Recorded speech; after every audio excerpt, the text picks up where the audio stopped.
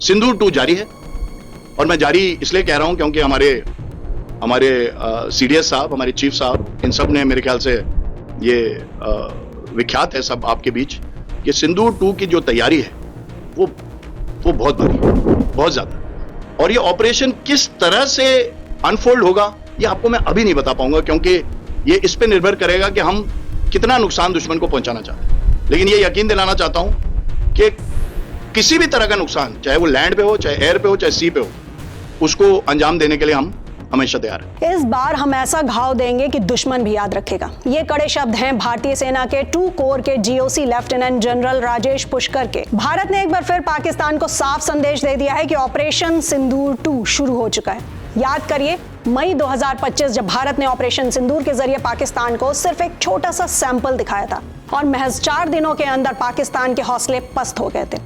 तब पाकिस्तान के डीजीएमओ ने खुद भारत से युद्ध रोकने की गुहार लगाई थी, लेकिन अब भारत किसी छोटे हमले के मूड में नहीं है।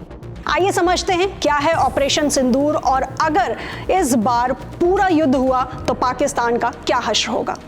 मई 2025 में चलाया गया ऑपरेशन सिंदूर भारत की एक सोची समझी रणनीति थी। इसका मकसद पीओके और पाकिस्तान के भीतर मौजूद आतंकी कैंपों और उनके पूरे सपोर्ट सिस्टम को जड़ से मिटाना था। भारत ने जमीन और आसमान दोनों तरफ से ऐसा प्रहार किया कि पाकिस्तानी सेना बेबस नजर आई।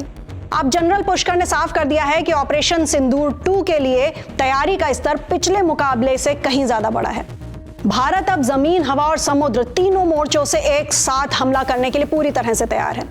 एक्सपर्ट्स की माने तो अगर भारत ने पूर्ण हमला किया तो पाकिस्तान को कभी न भरने वाले घाव मिलेंगे। सबसे पहले पाकिस्तान के हवाई ठिकाने, रडार स्टेशन और एयरबेस पूरी तरह से तबाह कर दिए जाएंगे। उनकी नौसेना के बंदरगाहों और युद्धपोतों को समुद्र में ही दफन किया जा सकता है। इसके साथ ही सालों से फल फूल रहे आतंकी लॉन्च पैड्स और आईएसआई के नेटवर्क का नामो निशान मिट जाएगा। युद्ध का असर सिर्फ सरहद तक सीमित नहीं रहेगा। पाकिस्तान जो पहले से ही आर्थिक तंगहाली से जूझ रहा है, पूरी तरह से चरमरा जाएगा। विदेशी निवेश रुक जाएगा, आईएमएफ और वर्ल्ड बैंक अपनी मदद बंद कर देंगे और पाकिस्तानी रुपया मिट्टी में मिल जाएगा। इतना ही नहीं, कूटनीतिक मोर्चे पर भी पाकिस्तान अकेला पड़ जाएगा। अमेरिका और यूरोप भारत के पक्ष में खड़े दिखेंगे और चीन भी अपने आर्थिक संकट के चलते पाकिस्तान की सीमित मदद ही कर पाएगा। इस युद्ध की सबसे बड़ी कीमत पाकिस्तान की जनता को चुकानी होगी। ईंधन, बिजली और पानी की भारी किल्लत के साथ लाखों लोग बेघर हो जाएंगे। पिछली बार तो अमेरिकी राष्ट्रपति डोनाल्ड ट्रंप ने यहां तक दावा किया था कि अगर युद्ध नहीं रुकता तो 3.5 करोड़ लोग मारे जा सकते थे।